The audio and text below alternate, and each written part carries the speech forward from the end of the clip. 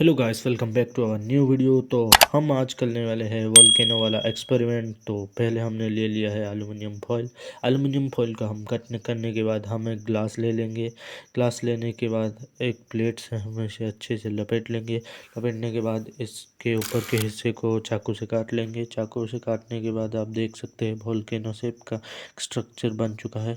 उसके बाद इसमें जो इंग्रेडिएंट्स है हमें डालेंगे। पहले तो मैंने नमक लिया है, उसके बाद शैम्पू के बाद हम लेंगे दूसरा शैम्पू।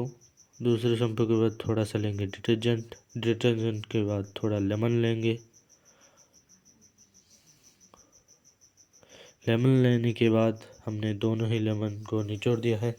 उसके बाद हम इसमें थोड़ा कलर ऐड करेंगे। कलर के बाद इसमें कोल्ड ड्रिंक डालेंगे। तो आप देख सकते हैं कितनी अच्छी तरीके से हमारा वोल्केनो बनकर तैयार है। आज के लिए बता इतना ही। Like share and subscribe.